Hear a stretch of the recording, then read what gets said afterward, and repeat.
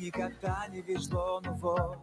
И попал на твою вечность, на автопилоте. Снова до вечера, до новой встречи, да. Ты такая... Юг, Есенинова что? Там просто, чтобы он сразу же говорит.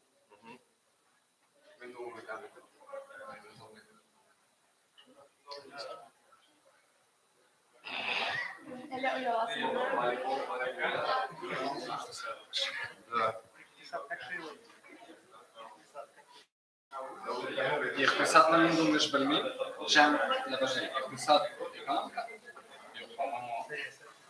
Cem говорят, проблемы короче. Так, ну хорошо, если на то пошло.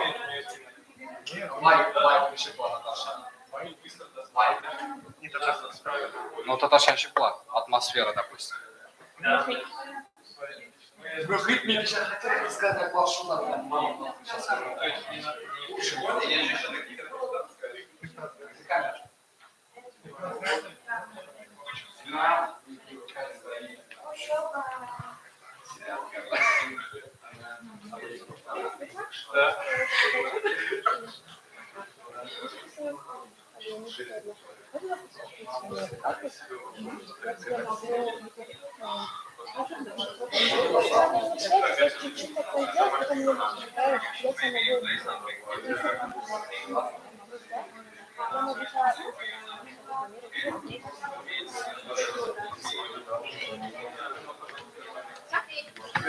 А можно в закрепе оставить ссылку на телеграм-канал?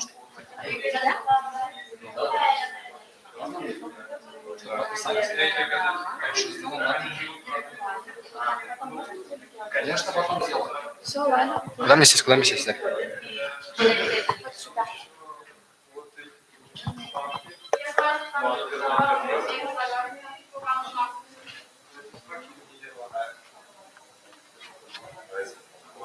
Пошли ли?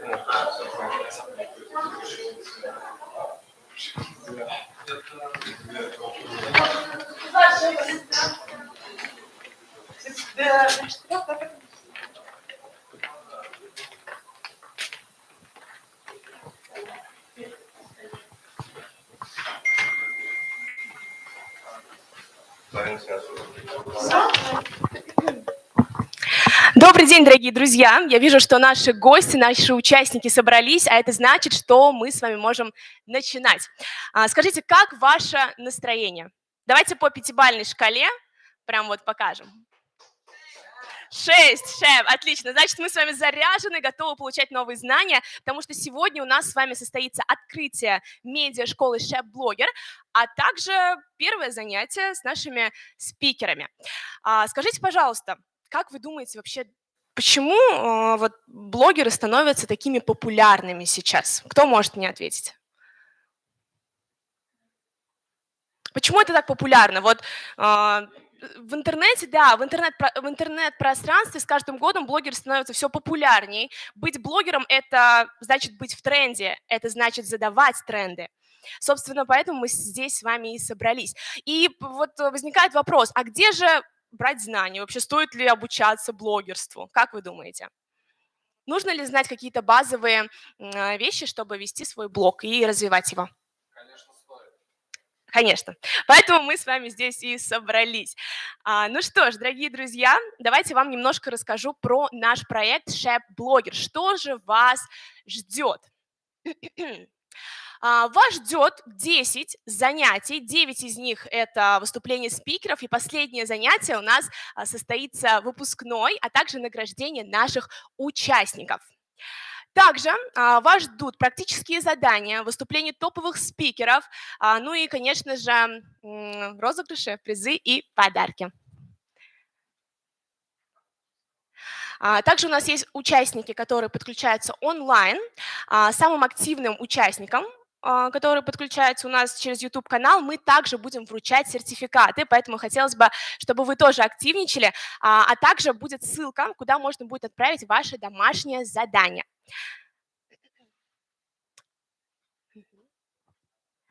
Ну что ж, хочется сейчас дать слово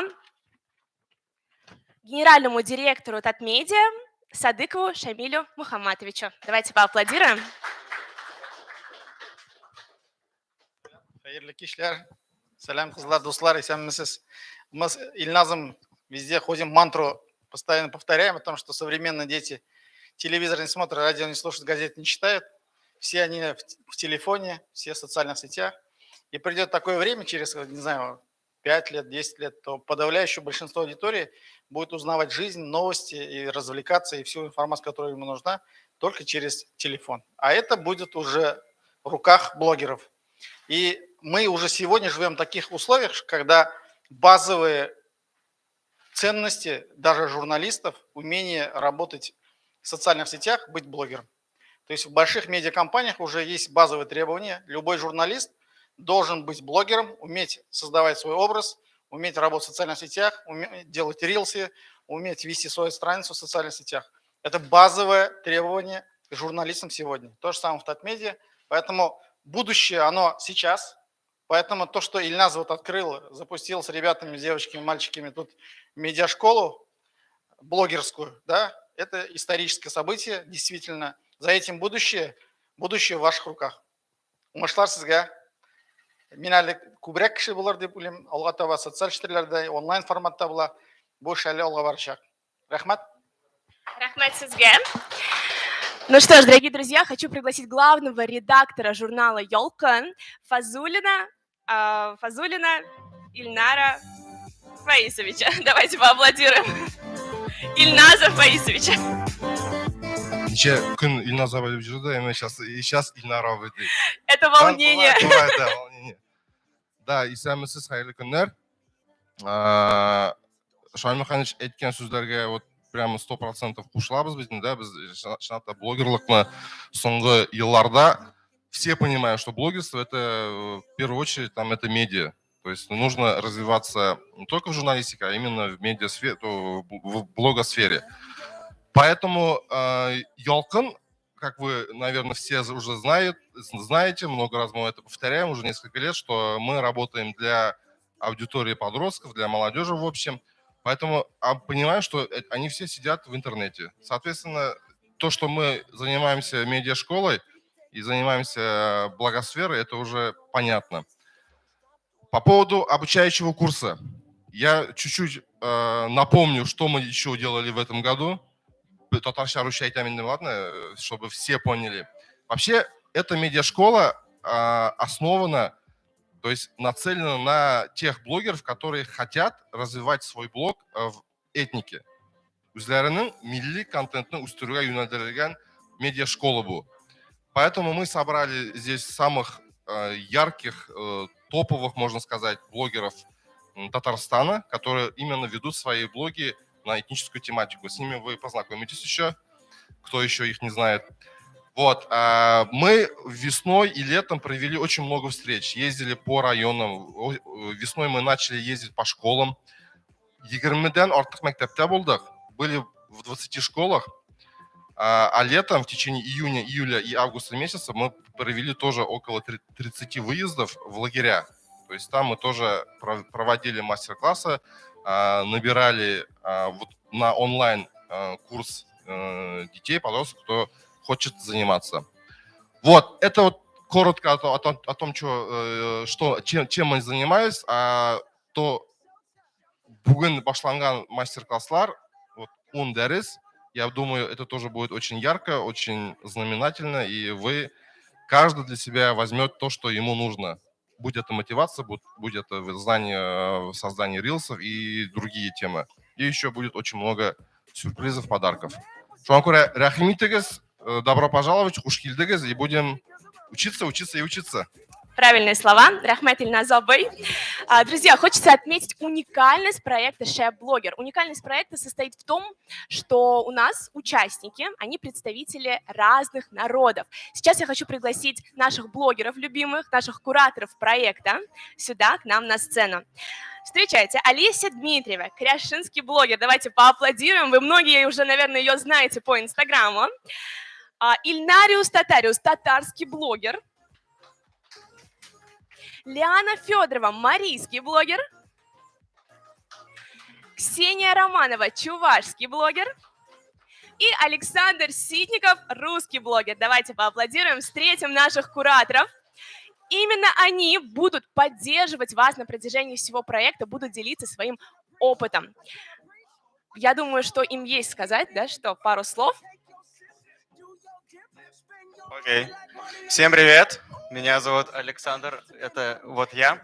Рад всех вас видеть, и действительно, что в наше время очень важно вести свой блог и развиваться в нем, потому что там и монетизация, и деньги, и через блог вы можете проявить себя, показать какие-то ваши сильные стороны, навыки и чем-то зацепить и привлечь аудиторию. Также вы можете найти себе единомышленников, с которым будет гораздо проще развиваться. Поэтому всем желаю успехов и, главное, дойдите до конца, потому что вначале вайп, эмоции, вау, хочу, а потом такие, ну блин, и ушли дальше в свою рутину. Поэтому всем желаю успехов и удачи. Так я красиво сказал, да? Да, мы просто присоединяемся к Александру. Или кто-то хочет что-то еще сказать? Ленар. Сашаның айтқан сөздеріне қосыламын. Саша, понял? Главное не волноваться, не торопиться, и все будет Алла берсін. Спасибо большое. Хочу попросить вас присесть. Ну что ж, дорогие друзья, пожалуй, мы начнем знакомство, потому что с кураторами познакомились, а вот с вами мы еще не со всеми знакомы. Итак, сейчас я попрошу наших кураторов разделить ребят на команды. У нас здесь 5 кураторов, и мы делим на ребят, которые пришли сюда, на 5 команд. Как мы будем делить? Поделим визуально, да. Вот здесь у нас будет одна команда, вторая команда, третья команда и все. Давайте поделимся на 4 команды. И вот здесь вот будет у нас 4-я команда. На 3,5.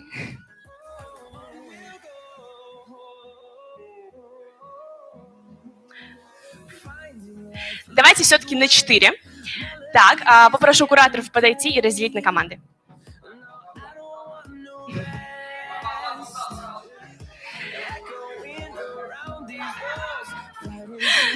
Так, стоп, все, команда набрана, да?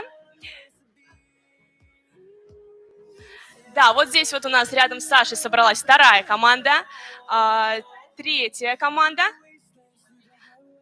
Ну все, хорошо, получилось 3 команды. Итак, сейчас мы с вами немножко поиграем.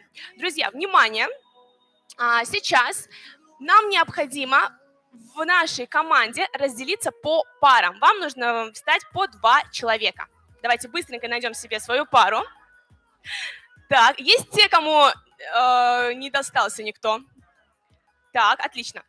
Ну что ж, друзья, сейчас ваша задача в течение 1 минуты рассказать своему партнеру о себе. Так, я вижу, что у вас очень весело, Александр, но минутку внимания.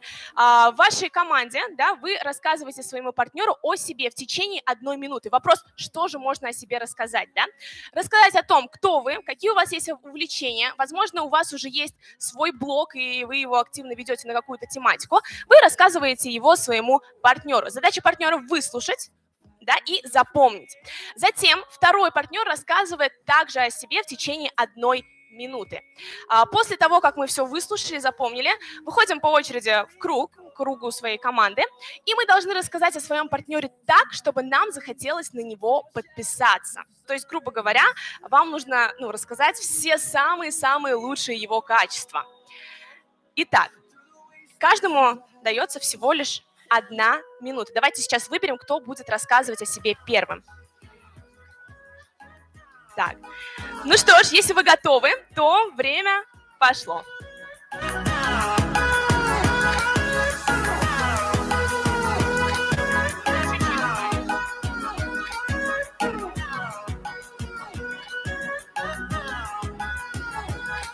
We'll grow in number, fueled by them to see the horizon, turn us to thousands.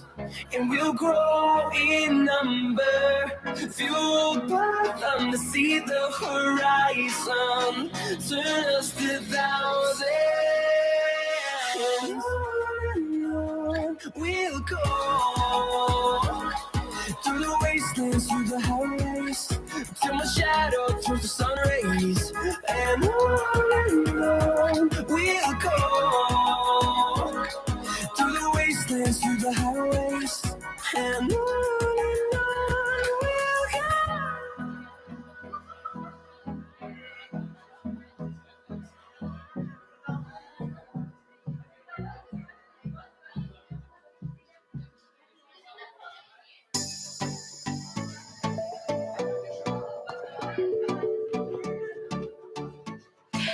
Ну что ж, друзья, время вышло. Сейчас мы меняемся, и второй партнер рассказывает о себе. Время пошло. I can't give up, no, I won't stop until you come back home. You just gotta believe me, baby.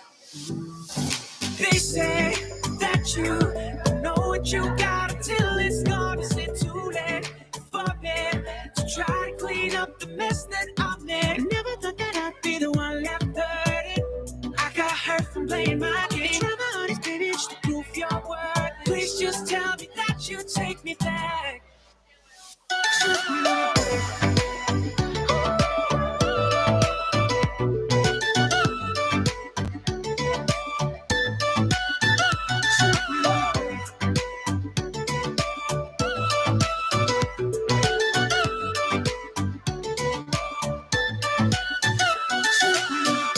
Tell me what to do, babe.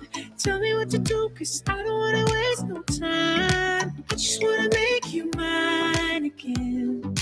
Girl, I know I never should've made you cry. Never should've left you sad. Whoa. They say that you... Итак, наше время вышло. Скажите, как у вас получилось рассказать о себе, запомнить друг о друге? Теперь мы с вами познакомились поближе.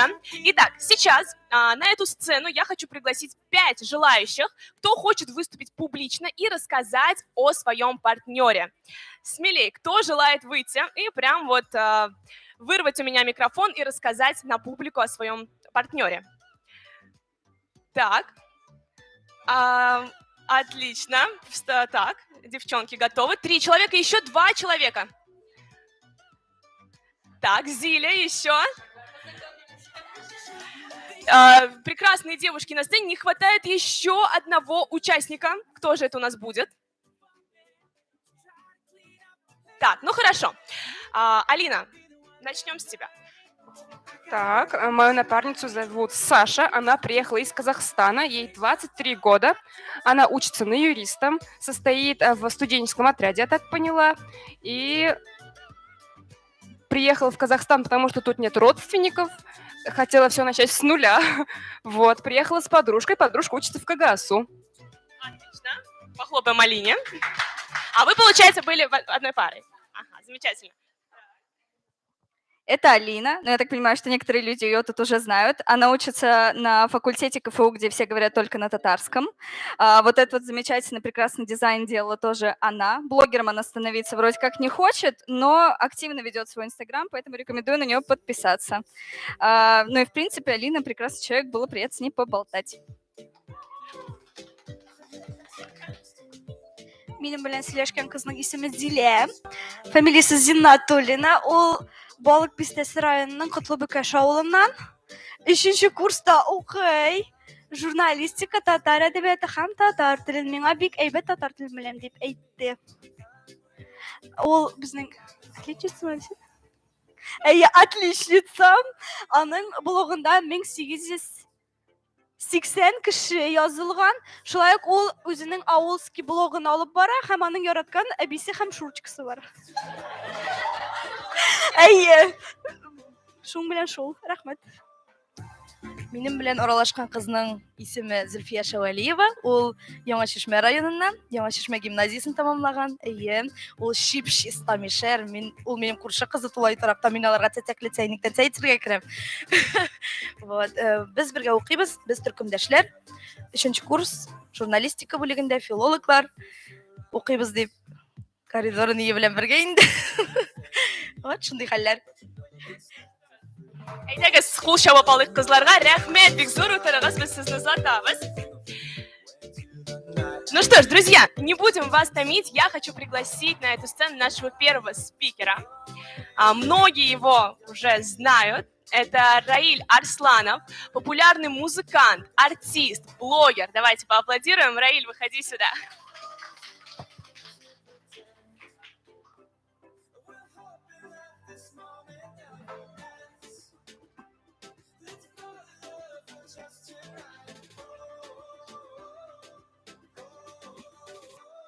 Всем привет, добрый день, хайырлы күн. Так, нәрсе сөйлеп кетерге. Әкият сөйлеймін, точно. Мен өзім блог сферада 2010 жылдан, шоңа көрі Инстаграмда да езіп қойдым, что міне. Ең бірінші татаринын Татарстаннан блогері. Ну, может, кімдір ертерек те башлаған, просто өзінің ауылында, бірақ ойда теге көрсетмешегін. Наверное, шулайдар. Ну, ютубта точно бірінші. Мен өзім теге көбісі тиктокерде, я инстаграм блогерде, мен әлі руша сөйлергенмі? По-русски, да? По-русски точно. Я сам себя считаю ютубером, потому что многие видели мои ролики во всех других соцсетях и могут подумать, что я, допустим, тиктокер. Немножко это звучит, конечно, оскорбительно для парней, да, особенно. Вот, я себя считаю ютубером, начинал в 2010 году и на сегодняшний день уже практически 3 миллиона на ютубе. Среди всех блогов я считаю YouTube, наверное, самым сложным в продвижении на сегодняшний день и самым прибыльным, самым, наверное, даже сложным, интересным. Вот.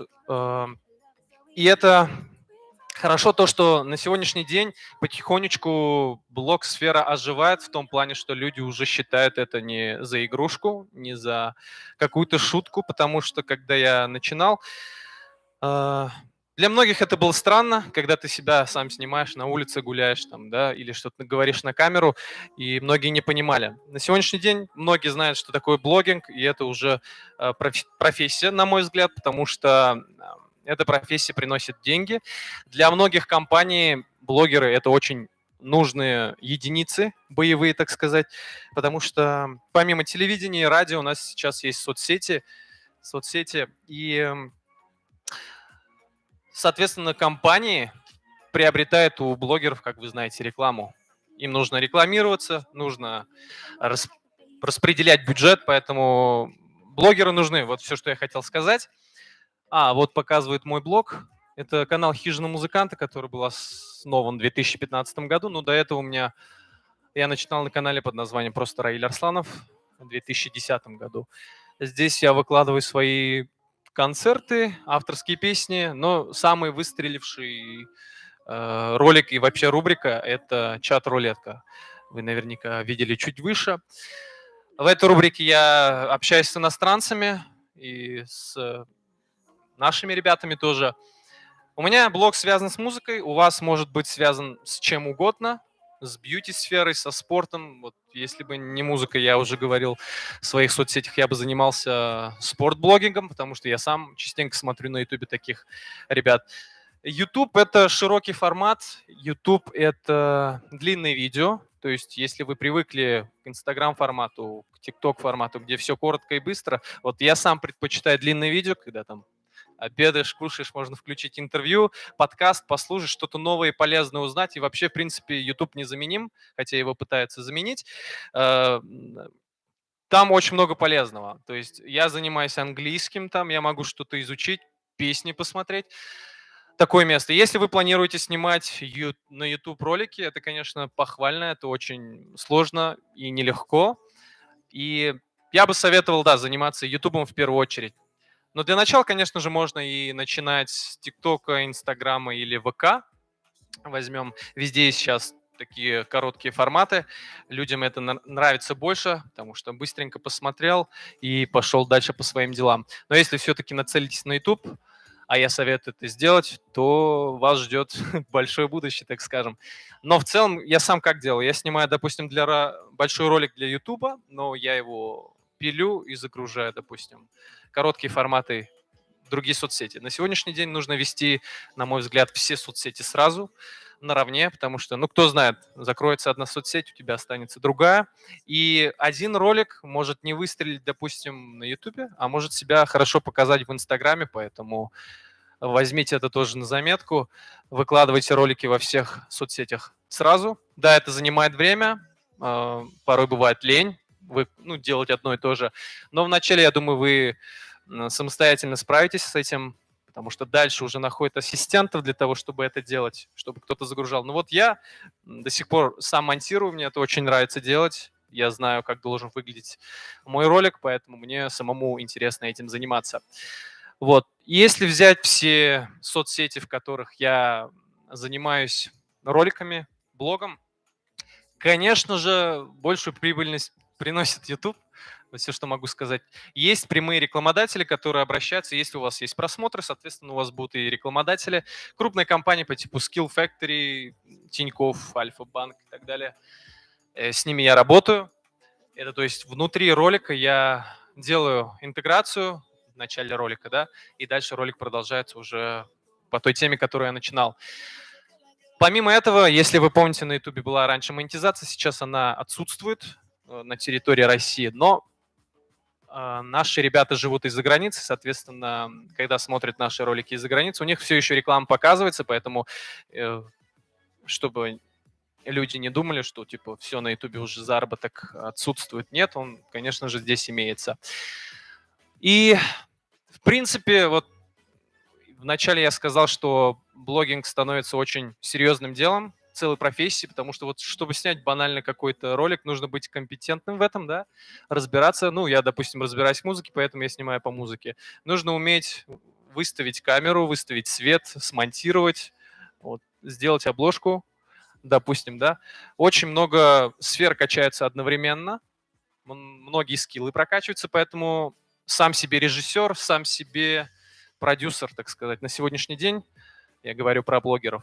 Поэтому нужно все это уметь, и это в дальнейшем пригодится, если даже вы не станете, допустим, самостоятельным блогером, ну, надоест там или передумаете, вы всегда можете устроиться в какую-либо компанию, где нужен монтажер, где нужен фотошопер, где нужен, не знаю, сценарист, СММщик. Да, в любом случае блогер объединяет многие профессии, поэтому это круто все это уметь, качать все эти скиллы. Ну, а если вы продолжите, придется пройти немалый путь, я хочу сказать, потому что блогеров становится все больше, соответственно, конкуренция, все дела. Но интересный контент всегда выстреливает, поэтому ищите свою изюминку, то, что не делают другие, выделяйтесь чем-то. Вот, может, есть вопросы? Да, у нас сегодня действует формат вопрос-ответ, поэтому вы сейчас смело можете задать любой вопрос Раилю. А также самым активным, для самых активных у нас есть приятные подарки. Поэтому, если у вас есть вопрос, поднимайте руку и смело задавайте. Все разные, да.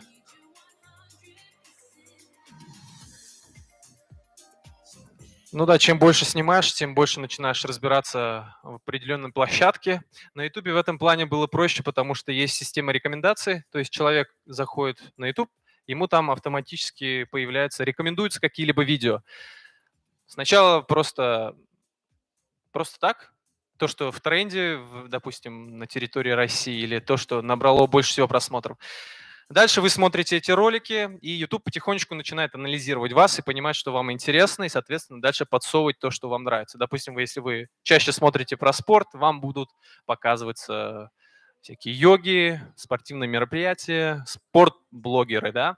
И, соответственно, люди, которые интересуются музыкой, им подсовывает YouTube мои ролики, допустим, да. Они смотрят, у меня появляются просмотры. Вот так работает YouTube, и в этом плане он крут, то, что есть система рекомендаций. Но сейчас, недавно, вы знаете, появилась такая же система в Инстаграме, запрещенный, да, в России соцсети. Везде принято говорить уже на привычке. Вот. И там тоже есть рекомендации, соответственно, вы снимаете рилсы. Я вот сам заметил, как у меня сейчас легко пошли подписчики. Уже 307 тысяч в Инстаграме. До этого очень тяжело шли подписчики. В Инсту мы загоняли трафик из других соцсетей всегда, там, из ТикТока, Ютуба, да. А сейчас внутри самого Инстаграма все растет, и это круто. Поэтому система рекомендаций – это волшебная штучка. Она была в ТикТоке, она есть на Ютубе, в Инстаграме. Вот это так работает. Раиля, скажи, как вот тебе в 2008 году пришла идея начать вести свой блог? Так, в 2009 это произошло. Ну, у меня дома появился интернет. Я начал смотреть ролики. Это был сначала Mail.ru, потом ВК. Там были, конечно же, ролики иностранцев изначально. У нас не особо снимали тогда. Вот. Но меня вдохновили ролики других людей. Я прямо понял, что офигеть, можно заснять что-то свое, выложить, и тебя посмотрят не только в России, но и по всему миру. То есть это такая открытая площадка, которая позволяла прославиться, набрать просмотров, и это меня зацепило. Я начал просто выкладывать ролики там на баяне чуть-чуть поиграл там или выступил где-либо. Сначала на Mail.ru я выкладывал, вел свою страничку, там можно было мой мир оформить красиво, фон поменять, все дела. ВКонтакте тоже. Так как я учился в музыкальной школе, у меня была возможность снимать на видео наши выступления, там, на конкурсах, все это я выкладывал тогда. Просто так, чтобы люди смотрели без без какой-либо цели. Просто было приятно, что идут просмотры, кто-то смотрит. Ну а дальше это выросло в целый блог. То есть в 2013 году я уже начал целенаправленно понимать, что нужно в ролике разговаривать, а не просто выкладывать, как мы там выступили.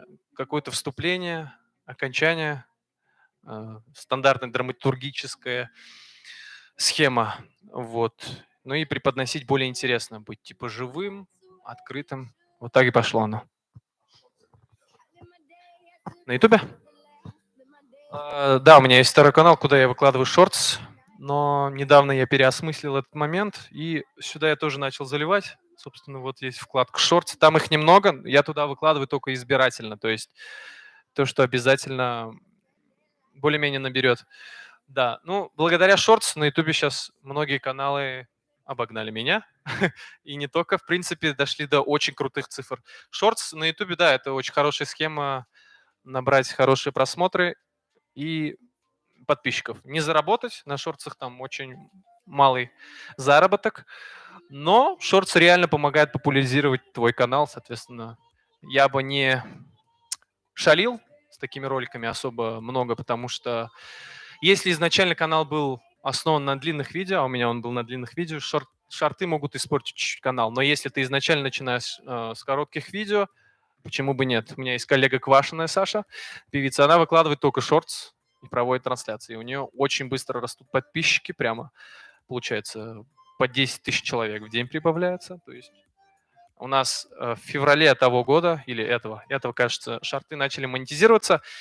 Конечно, нам нужны супер бешеные просмотры, чтобы что-то зарабатывать, но поэтому еще раз говорю, не рассматривайте это как заработок, а как набор подписчиков. Вот такой совет.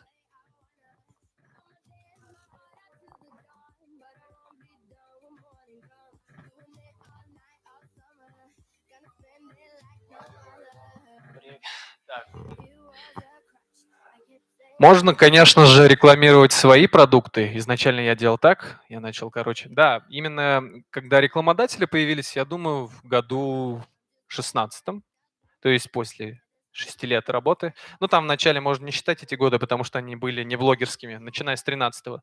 Спустя 3 года, да, появились первые рекламодатели. Это были, я помню, магазин «Мир струн», который специализируется на струнах. У меня музыкальный блог, он обратился, и я сделал свою первую рекламу. Не помню, конечно, за сколько рублей. Может, 5 тогда. Вот. И потом были еще тоже крупные. Ну, постепенно компании увеличивались в количестве и в масштабах. Я уже сказал, с кем сейчас работаю. Тогда были вот такие простые частные магазины. Блогеры обращались, их рекламируешь, которые только начинают. Вот так и пошло. Раиль, ты сказал, что ты все сам выкладываешь, сам лично, да, и монтируешь. А сколько у тебя времени уходит на блог? Вообще, как вот правильно блогеру распределить свое время, начать и не забрасывать, вообще вот делать контент? Ну, блогерская работа – это такая творческая, поэтому здесь нету, наверное, конкретного совета для всех одного. Я занимаюсь этим каждый день, то есть или монтирую, или снимаю, или что-то разучиваю новое, чтобы снять. Вот. Что касается коротких видео, наверняка это, не наверняка, а точно проще делать, легче снимать и выкладывать сразу. Это можно рассматривать как челлендж. Ну, смотря какие цели преследуешь. Вот. Если снимать длинное видео, конечно, это требует больше временных затрат. Я целую неделю занимаюсь одним роликом, то есть снимаю, монтирую, оформляю, выкладываю, и на следующей неделе у меня все начинается, так сказать, по новой, да. Но я сейчас отталкиваюсь от рекламодателей, конечно.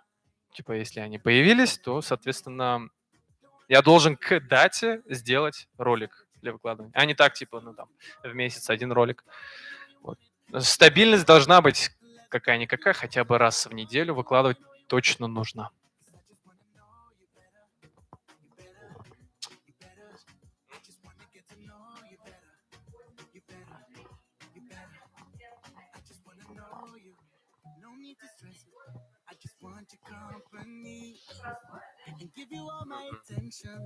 Ну, в телефоне мы все юзаем InShot.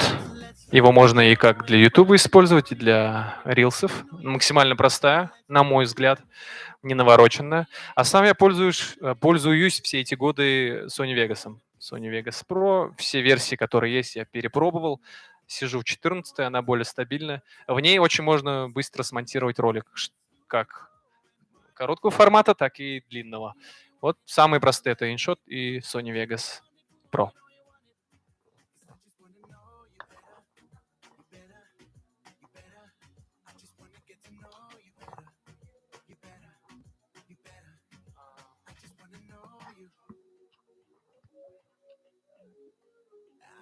Ну, сначала всерьез никто, конечно, не воспринимал. Мне было 15 лет, когда я начинал снимать. Вот. Просто выкладывал. Когда действительно они заметили, это были уже большие результаты, когда просмотры, узнаваемость началась. И тогда они уже поняли, что это не просто баловство какое-то, а серьезная профессия. Поэтому я, как говорил в начале, к этому уже люди начинают потихоньку относиться серьезно, потому что за этим будущее, за блогерами, за инфлюенсерами тоже. Вот. Потому что рекламодателям нужны блогеры, нужны каналы рекламы, и, соответственно, все меняется, и отношения людей тоже. Родители сначала, не противились, конечно. Наверняка есть те, которые запрещают, может быть, типа баловаться этим, там, ерундой заниматься. Но для меня это всегда было творчеством. В любом случае, даже если школьник что-то пробует снимать для себя, то это может перерасти в что-то большее, по типу собственного блога. А так пусть балуется, типа это все равно лучше, чем просто на улице шататься или заниматься там, выпивать алкогольные напитки и так далее. А у тебя есть хейтеры, и как ты вообще реагируешь на них? Ну, конечно, с таким количеством, да, уж людей по-любому они будут, они всегда есть. Да, я уже не реагирую.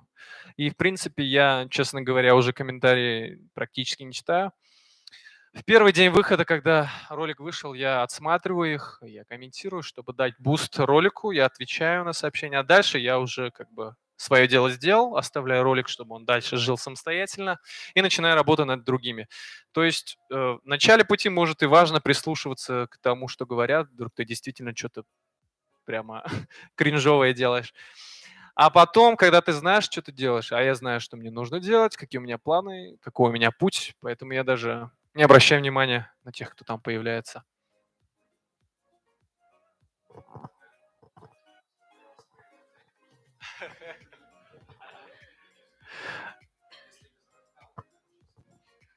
Чисто, на максимум я уже давно не пробовал. Я думаю, 20 плюс, 20 с лишним. 85? Хорошо, просто ты тоже занимаешься, да? Надо. Музыка музыкой, надо заниматься. Друзья, есть еще вопросы? Кто хочет спросить у Раиля что-нибудь? Вопросов нет, да? Все, спасибо Давайте. за внимание. Оу. Ну да, конфиденциальная информация. Как сказать?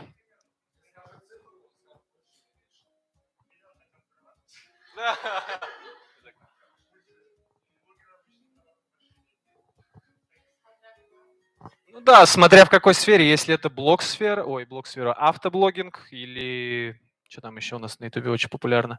От сферы, короче, зависит. Музыкальная сфера, она всегда была не такой популярной, это мы ее настолько расширили. То есть вот эта цифра, это очень большая на самом деле. Потому что музыка всегда оставалась такой, или эстрада есть, а они не блогеры, или вот самодеятельные гитаристы, которые во дворе играют сами по себе. Вот. Когда была монетизация, у меня не было таких. Это нужны очень хорошие прослушки, как у Крида, тогда только можно что-то с этого зарабатывать. Но, на мой взгляд, любой блогер будет зарабатывать больше, чем какой-нибудь среднестатистический певец, потому что на стримингах зарабатывать очень сложно. Там раз в полгода приходит, допустим, оплата, даже если у тебя там по 3 миллиона прослушек в месяц, Это прямо... Это будет все равно меньше, короче, чем зарабатывает блогер. Поэтому, типа, быть блогером выгоднее, так сказать. Да, было, но не как артист, наверное. Их больше интересуют всегда хиты. То есть, если они видят, что у тебя что-то выстрелило, они начинают обращаться к тебе, чтобы ты через них выпускал. Не как их артист, а как дистрибьютор. То есть они как дистрибьютор выступают и зарабатывают на тебе. Ну, забирают там 30% с твоих заработков песен.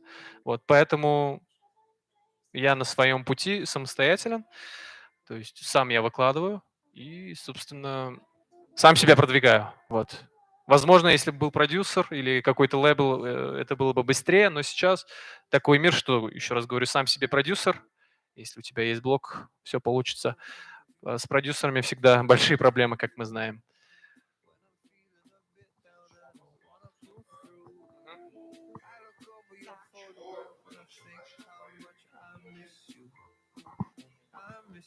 Да.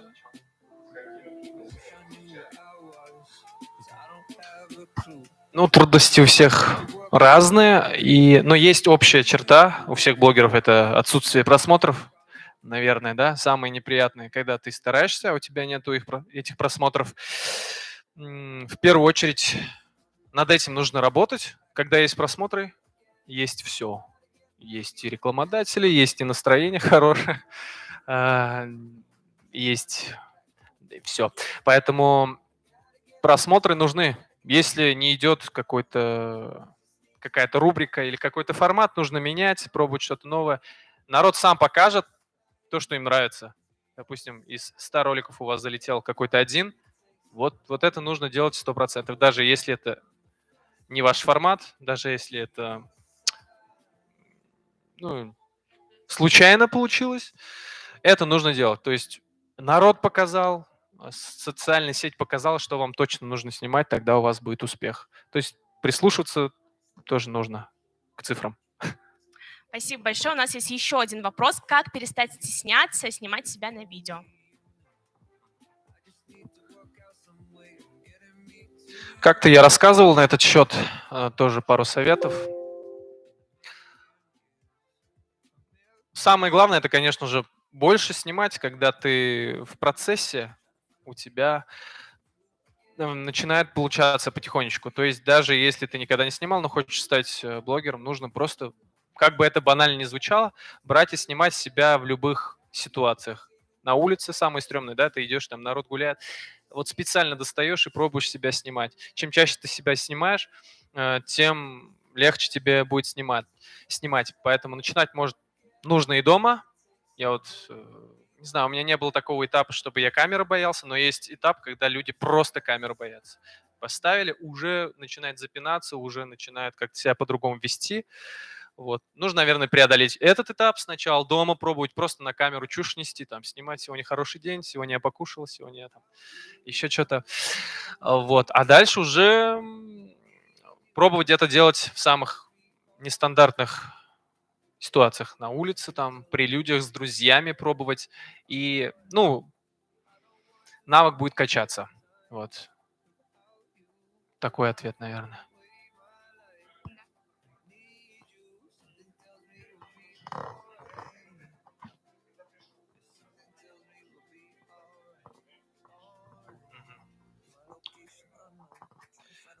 Первый формат, самый первый, это был, ролик 25 песен за 8 минут.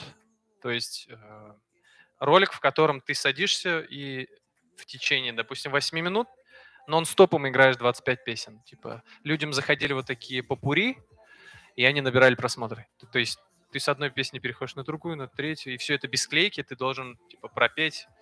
Вот людям зашел такой формат, и первый миллион у меня был на YouTube именно с этого ролика. Далее самый такой крупный выстрел это был... еще был армейский этап, когда я снимал в армии видосы, потому что это было сложно.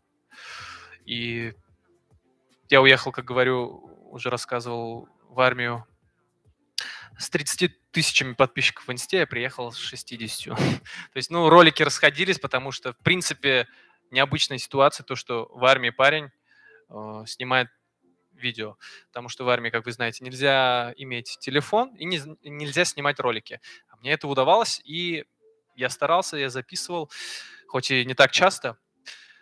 Вот там был второй этап выстрела. Далее я приехал, начал экспериментировать, и в 2020 году у меня была рубрика с подходами на улице к людям. То есть, когда меня называли любую песню, я пел на улице Баумана абсолютно, подходя к людям. Вот этот ролик набрал 8 миллионов просмотров.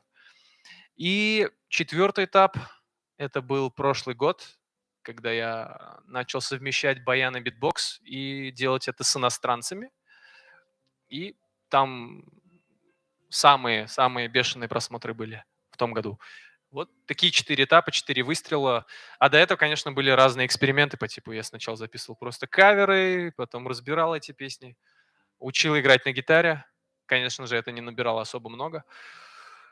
И то, что пошло, мы видим, это всегда живые реакции людей. Хоть взять улицу, хоть взять чат-рулетку, там, где есть живые реакции людей на твою игру, а не просто, когда ты сам себе играешь на камеру. Там и есть просмотры. Да и у вас тоже как бы в любой рубрике, если вы будете взаимодействовать с людьми, а не просто сами себя снимать, там будут чуть-чуть больше просмотров, 100%. Еще один вопрос от Милены в чате. Как можно сопротивляться хейтерам? Что им сказать, чтобы не показаться грубым? Ну, живых хейтеров бывает очень мало, ну, которые в лицо могут что-то сказать, поэтому на этот счет, я не знаю. На этот счет можно действительно поговорить с человеком, если у него есть какие-то предрассудки, недопонимания. Пусть он задаст вопросы блогеру, они пообщаются и придут к какому-то решению. А те хейтеры, которые в интернете, их, можно сказать, не существует. Это просто текст, который люди написали, сидя на диване, и забыли. Поэтому обращаться, точнее, принимать это близко к сердцу, ну, точно не стоит. Вот. Лучше не читать тогда. Еще один вопрос из чата. А где брать идеи для контента? Ну, идеи повсюду. Можно пробовать чужие. Для начала, допустим, если видите, у кого-то идет какая-то рубрика, хорошо, можете ее поменять, попробовать в своем блоге. Вот. Ну или придумать что-то свое из головы. Тогда придется экспериментировать, потому что оно явно может не сразу пойти. Ну и отчаиваться тоже не стоит, потому что не всегда все идет гладко. Ну что ж, спасибо большое, Раиль, за твои ответы, спасибо за что внимание, да. поделился своим опытом. У нас здесь есть еще один спикер, популярный татарский блогер Ильнариус Татариус. Давайте встретим его бурными аплодисментами. Ассаламу алейкум. Ради Ксении буду рассказывать на русском, поэтому не обессудьте яма. На самом деле, блогерами не рождаются, реально блогерами становятся. Я вообще не думал, что я как бы стану блогером, когда я учился на первом курсе в аграрке, я до сих пор учусь в аграрке, в аспирантуре уже сейчас. Вот, у нас тогда был театр Тургай, и мы, короче, гастролировали, в год мы ставили 100 спектаклей. Вот, и, короче, когда уже гастроли заканчивались, друзья у меня, ну, они, короче, замутили, Фидель, бля, Айсло. Привет вам, если вы смотрите. Ладно, шутка. Они, короче, меня попросили, типа, Ильнар, сними, пожалуйста, нам ролик, типа, Love Story форматындағы, Махаббат тарихы форматындағы ролик. Мен такой, давайте попробуем. Тогда, как я как Ираиль монтировал Sony Vegas-то, вот, не хухры-мухры тогда. Тогда монтировал Sony Vegas, я такой, ну, давайте попробуем. Я, короче, им снимаю ролик в формате Love Story.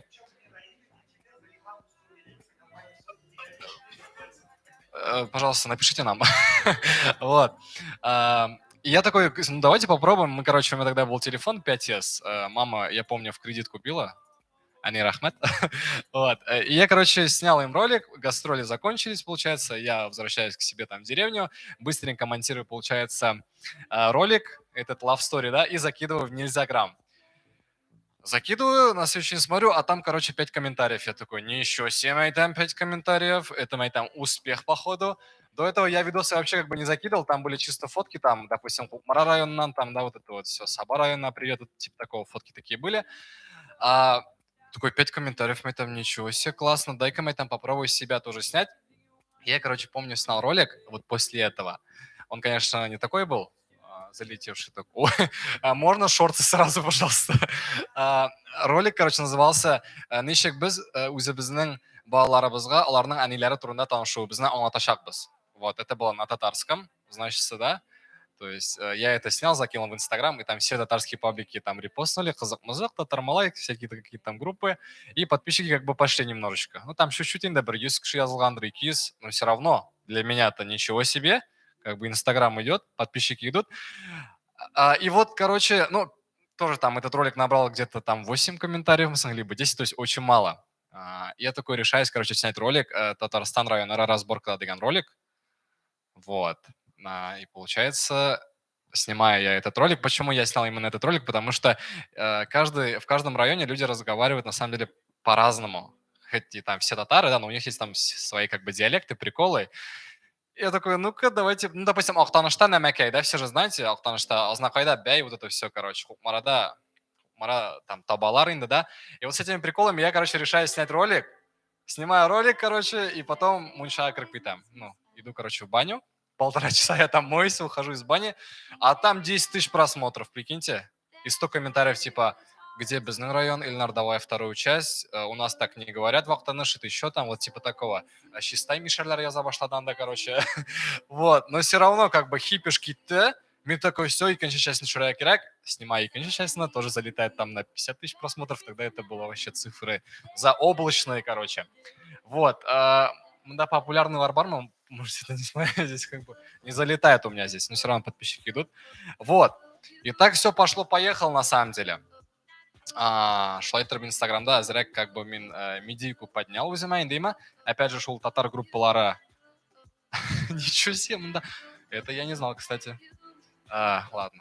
Ну, я знал там лям, ну, не 2 ляма. Вот, Шлайтер питты, короче, да. Какая ваша самая любимая площадка сразу срау?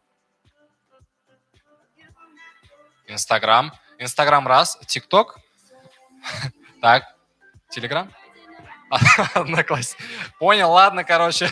Тут нет ответа насчет Ютуба, короче. Я хотел вам рассказать. На самом деле, реально, Ютуб — это очень классная площадка. Там алгоритмы у шортсов. Я сейчас, конечно, не про длинные ролики, потому что... Убрать меня? Понял. И, короче, уникальная площадка тем, что тут алгоритмы работают, как и в ТикТоке. То есть там, вот как в ТикТоке все это работало, да, вы, не зарегавшись в ТикТоке, допустим, заходите в эту площадку, начинаете листать, да, допустим, вам нравятся кошечки, ставите лайк, идете дальше, вам нравятся айфоны, как бы ставите лайк, выходите из ТикТока, заходите на сочинение, а там уже как бы под вас выстроена лента, то есть и как бы кошечки, и как бы айфоны. Тут прям точно так же, короче, но сейчас в ТикТок нельзя выкладывать. Есть там, конечно, обходные пути, VPN, не VPN, выкладывайте, если хотите, но я, короче, я попробовал выложить там, короче, ролики до запрета набирали там в среднем 400, допустим, 300 тысяч просмотров, сейчас там вообще 10 набирают. Я такой, все, понял, ухожу. И ушел я вот сюда вот, и здесь как бы YouTube, нифига себе, да, и хорошие, как бы нормальные для меня просмотры. Вот, тут также на самом деле работает, вообще классная площадка, но это самая жесткая площадка, я вам скажу. Не Telegram, не TikTok. TikTok это по сравнению с YouTube, это, конечно, тут... Если вы снимете какую-то там... Ну, у меня же татарская концепция, да? Если там что-то будет не халяль, ну, как бы, да, что-нибудь там вульгарное, допустим, Олеся Кирпичса, то там как бы все там начинают как бы писать, ой, там вот это все, это как бы там все. Аяқтан алып баша хәтле там тебя могут обосрать, но на это не смотрите. Хейтер... Сегодня хейтер, завтра любимый подписчик, поэтому не обращайте внимания на хейтеров. Вот. Шунды халляр. Я тут, конечно, снимаю тоже... У меня тут есть рекламные ролики зачастую. У меня тут большинство роликов рекламно. Тут я снимаю нативную рекламу. За это мне платят. Вот, допустим, вот ролик 7,6 миллионов просмотров. Это как бы тоже нативная реклама. За эту рекламу мне заплатили очень мало денег, но залетело, и как бы сейчас рекламодателей больше стало.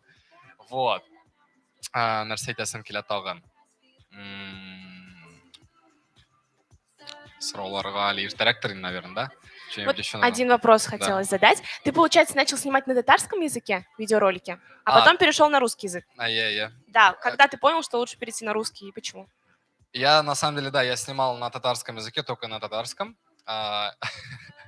Короче, когда начался вот это вот хейт, можно сказать, наверное, да? Только хейт начался не оттуда, допустим, откуда-то там Казаннан или откуда-то там из-за рубежа, да?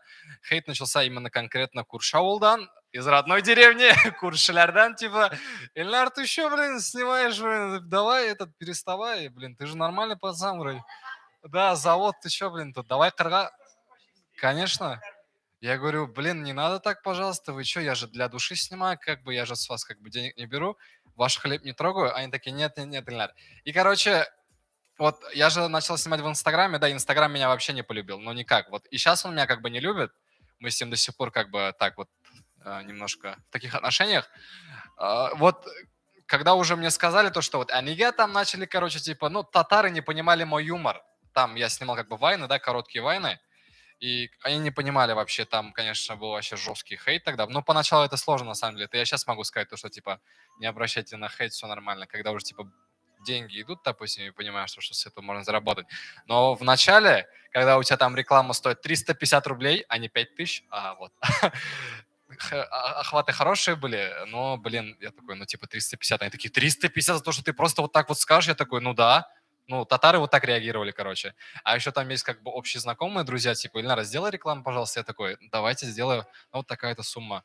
Ильнар, ты что, по-братски бушха не можешь, что ли? Я же тебе это бушха даю. Я такой, ну, блин, вы же, типа, со мной как бы не начинали. И что, брат, я тебя знаю как бы с детства. Вот татары так, короче. Ну, это прям такие деревенские татары. И поэтому я такой, все, не хотите, не смотрите. Я перехожу, как бы, я буду снимать про татар, но на русском языке, короче. А у нас там, если как бы там начнешь говорить на русском языке, это уже такая возрастная такая, там, анилер, абилер, немножко, да, зурлар инде. Они такие, типа, мы тебя не будем смотреть. И вот тогда, когда у меня было 25 тысяч подписчиков в Инстаграме, от меня отписалось где-то 8 тысяч человек точно, наверное. Когда... Да, вся деревня, просто весь район мой. Ильнар сау был. Вот. Шунды халлер. Когда вот пошел такой. А вот когда тебе тоже начали предлагать коллаборации какие-то, рекламу, то есть через какое время это произошло? Крупная реклама, ну, для меня это, наверное, сейчас как бы, ну, предела как бы нет, да. Для меня вот крупные рекламы, допустим, вот энная сумма, которая у меня пока что там за аренду квартиры я могу заплатить, допустим, грубо говоря. Вот, допустим, они предлагают мне эту сумму, для меня это типа хорошая сумма. Это пошло после того, наверное, как я пульнул ролик рекламный «Татарин всемогущий» в ТикТок, когда этот ролик набрал там, ну, сейчас он набрал 52 миллиона просмотров, тогда он там по 40, где-то 30, наверное, набрал. Рекламодатели меня увидели, поэтому спасибо большое ТикТоку, и как бы пошли такие нормальные рекламы. Я хочу сказать, если у вас даже сейчас, грубо говоря, 1880 подписчиков, если у тебя хорошие охваты, не бери, как я, 350, ставь ценник, как бы не обесценивай свой труд. Как бы ты, потому что 12 часов сидишь в телефоне, монтируешь, как бы ищешь материал, да, думаешь, у тебя постоянно стресс из-за того, что у тебя не залетают ролики, а у тебя реклама там 500 рублей. Да, ну, 50 за 500 можно один раз поесть и все. Поэтому ставьте нормальный ценник, который вас устроит, потому что снять даже вот обычный вот такой вот ролик, это, ну, конечно, это Беренгалу Туглинда, да, но все равно это непросто. А как понять, сколько поставить вот цену? Ну, допустим, смотрите, это я так рассчитал. Если, допустим, у вас 5000 подписчиков, грубо говоря, и у вас 2500 просмотров, ну ладно, 1500 просмотров в сторисе, ну, я думаю, можно поставить 1200-2500, спокойно, наверное, можно поставить. Ну, знаете как, в Инстаграме же аудитория все равно ценнее, но для меня как бы, да, потому что оно как-то еще ценится тоже. У разной площадки разные как бы там стоимости, допустим, в Ютубе там один ценник, в Инстаграме другой, поэтому тут надо смотреть. И как бы, да. И рекламу, блин, тоже не нужно злоупотреблять, хотя я в последнее время начал, конечно, вообще из-за этого просили охваты. Вот, допустим, у Раиля, Раиль, ты тут еще? Раиль, кстати, вообще он мало делает, ну, рекламу. Я вот видел в Инстаграме, у него очень мало как бы рекламы, и как бы и в телеге тоже, да, ты, по-моему, не делаешь рекламу. И поэтому как бы у него растет медийка больше, и как бы и там уже крупные контракты идут, допустим, с того же Тинькова. Мне надо, конечно, контракт Аркельгана Юг, но Алла Верса, если продолжать, только упорный труд. Только регулярность на самом деле, и все будет у Алла Верса хорошо. А есть то, что ты вообще никогда ни за что не будешь рекламировать? Ну да, сейчас уже не буду, когда-то... Но это казино, это ставки, это казино, потому что я один раз, честно признаюсь, хотя я это уже говорил, один раз я пробовал, 2 раза, ладно, я пробовал рекламировать казик, ставки, вот эти беттинговые компании, они, конечно, платят хорошо, но как у меня это было? Они такие: Ильнар, типа, можем вас купить рекламу? Я такой: а что это? Ну, типа, вот там, вот ставки там. Я говорю: не казино, не-не-не, это ставки, типа, есть шанс выиграть, есть шанс проиграть, как бы, да. Я такой: хорошо, хорошо, а типа, какой у вас ценник? Я такой: ну, вот такой вот ценник. Но я там завысил ценник и ну, x3, наверное, сделал. Они такие: хорошо, мы согласны. Я такой: серьезно? А что, типа, с меня требуется? Они такие: ну, просто один сторис с картинкой закинь, короче, и все. Я такой: да ладно. Я просто, ну, месячную зарплату своей мамы как бы с одним сторисом мог отбить. Я такой: да, я согласен. Я, значит, делаю эту рекламу, закидываю как бы в Инстаграм. И через 2 дня, деньги это, конечно, хорошо, и через 2 дня у меня, короче, случаются проблемы с машиной, и я прям эту сумму, которую я заработал вот прям с этой рекламы, я прям машину в ремонт, короче. И вот так 2 раза, короче, было. Это все равно обернется плохо, и тем более вы же обманываете людей. Но реально, лучше не надо этого делать. Все равно как бы... Вот я попробовал, там еще много людей отписываются из-за этой рекламы, а оно того вообще не стоит, короче. Поэтому не делайте такие плохие рекламы. Вот. Рекламодателей много, спросов тоже много, главное уникальность на самом деле. Опять же, вы можете, допустим, если вы не знаете, с чего начать, к примеру, да, вы можете взять какой-то вот ролик, который я, допустим, вот, в Татарстане не говорят, просто берете этот формат, но не берите, если возьмете этот формат, вы можете просто под себя это переделать, просто, как бы, тематика такая же, но просто переделать там юмор, что-то другое добавить, и просто главная подача, если у вас будет уникальная подача со своим юмором, со своей стилистикой, залетит 100%, потому что вот эта площадка, YouTube и TikTok, ну и сейчас вот Reels, да, если у вас уникальный контент, ну 100% залетит, 100%. Вот. И, конечно, тут важно еще, тоже много фактов есть. Это уж вот экспертные, наверное, эксперты, они уже на других уроках вам расскажут. Там как бы не нужно делать как бы до 30 секунд, до 40 секунд. Лично у меня типа вот такие ролики нужно делать, нежели там минутные, которые уже как бы тянутся, которые уже не хочется смотреть. Как бы нужна досматриваемость все равно ролика. Если не досматривают, ролик не залетит. Вот. Алгоритмы это уже не расскажут другие эксперты. Мои коллеги, они знают больше меня. Вот. Сұрауларыңыз болса, жауап берем. Да нет? Ага.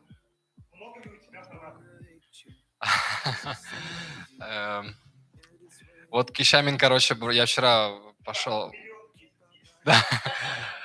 Конечно, брат. Если бы я был Мишариным, я бы сказал 2. 2 миллиона в месяц легко делаем.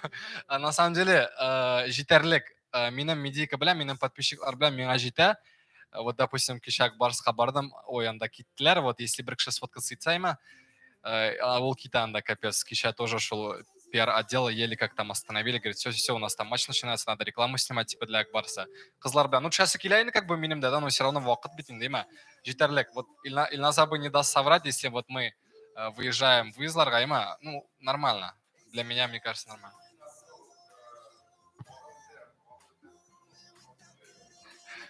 Минем личная охрана, Ильназ Фазуллин, Дуэн Скала Джонсон.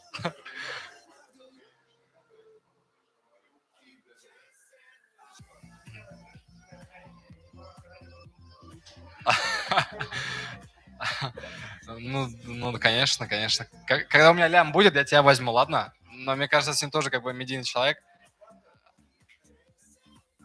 Оплата, братан, бартером как-нибудь договоримся, ма? Давайте нормально рахсуралар. Шутка. Рахмат Сарович. Так, есть один вопрос из чата. Лейсан Гатина спрашивает: насколько актуально вести блог полностью на татарском языке? Сложно ли такому блогеру набрать большую аудиторию? Юг. Рахмат Бекзор Сарович, Лейсан Гатина. Юг не сложно. Можете вести на татарском. У каждого свой путь. Залетит. Сейчас залетает абсолютно все. Поэтому надо просто снимать, надо смотреть. Если не залетит этот ролик, залетит второй. Если залетит второй, то тот ролик, который не залетел, туда пойдут охваты, поэтому вообще нечего бояться. Можете снимать на татарском. Очень много, кстати, татарских блогеров. Сейчас вот я заметил вообще новеньких, которые, блин, снимают на татарском такие войны, короче, с чувством юмора. Мне прям нравится, короче. Но это в Инстаграме. Жалко, что они YouTube не заливает, конечно. Вот вопрос от блогера, его зовут Рузик. А что делать, если только 132 подписчика и мало просмотров? Кстати, я хочу сказать, что вот Рузик — это ютубер, блогер, мы его посмотрели его видеоролики, нам очень сильно понравилось. И вот он спрашивает, что делать, если вот всего лишь 132 подписчика? Рузик, кукурузик, передаю тебе привет, Пайнар салям, приходи к нам, мы тебя обучим, что нужно делать, мы тебе дадим. У нас есть все, братан, у нас есть все, у нас есть как бы свет саббокс, у нас есть медика, у нас есть эксперты. Сюда придешь сразу, на следующий день у тебя там 100-тысячные охваты пойдут, отвечай, брат. Вот, на самом деле не отчаиваться, надо снимать, братан, надо просто идти как локомотив, как Ксения Собчак, вперед.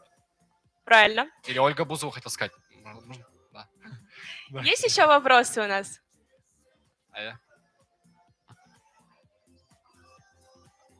Кстати, блогерство — это уже не хобби, это, скорее всего, как работа. Потому что я в телефоне сижу, в среднем у iPhone уже есть такая функция, да, когда там в понедельник приходит, сколько в среднем у тебя экранное время там включено. У меня, короче, 12 часов, у них сагат. Это пипец куб. На самом деле, я еще учусь в аспирантуре. Вот, и как бы здесь я куратор медиашколы, ШЭП. Вот, и все как бы YouTube, Instagram. Вот, но еще стримы у меня есть. Стримы, конечно, не как у Раиля там, да? Там у него очень хорошие зрители классы. У меня, конечно, поменьше, но тоже есть донаты. А вот тоже интересно, как вот не испугаться, уйти из, допустим, работы своей и начать вести блог? Или это нужно сделать как-то вот постепенно? Вот, конечно, уходить не надо прям. Кисіп ташларға не надо никогда. Надо постепенно. Потому что, блин, ну да, это, конечно, вот надо постепенно все равно. Да, это большой риск, потому что залетит по-любому, но не, блин, там же как бы есть дети, есть семья, надо как бы их кормить, поэтому надо постепенно. Так, еще вопросы есть у нас? Или мы все уже узнали у Ильнара? Саша, у тебя вопрос какой-то есть? Задавай.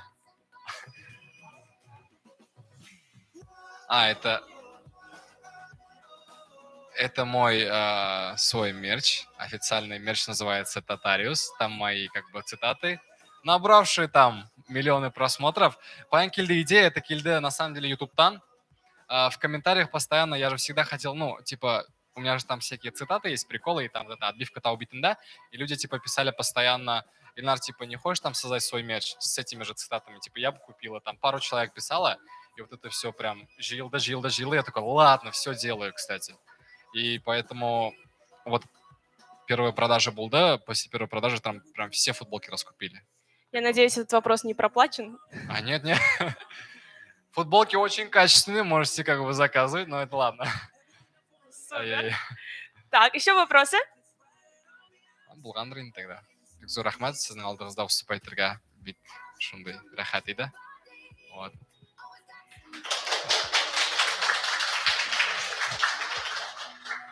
Ну что ж, друзья, всем спасибо за вопросы, за вашу активность. Хочу поблагодарить наших спикеров Раиля, Ильнара за выступление. Мы обещали, что у нас есть подарки приятные для самых-самых активных участников. Да? Мы хотим их вручить. Сегодня в 18:00 пройдет татарский стендап, и мы хотим подарить 2 билета, 2 прохода на это мероприятие. Так, я думаю, что... Да, и еще есть в 9 часов. Получается, в 6 часов и в 9 часов. Так, я думаю, что мы сейчас выберем самого-самого активного, кто задавал вопросы. Это Алина задавала свои вопросы. Так.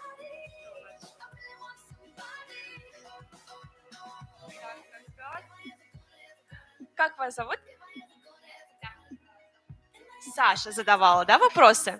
Я думаю, что все согласны, Алина и Саша, мы дарим вам 2 билета на татарский стендап. Надеемся, что вы сходите и получите классные впечатления. Давайте похлопаем девочкам.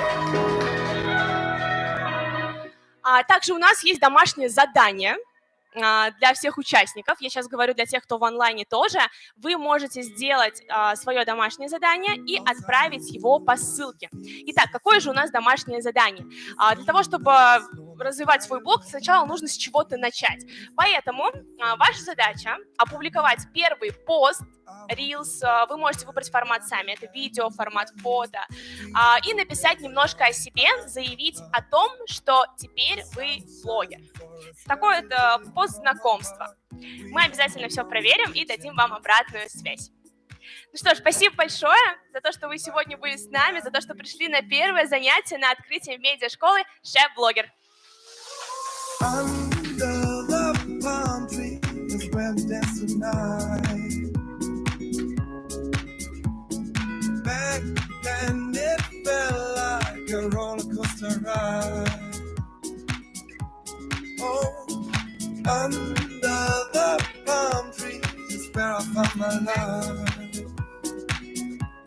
Hey, yours.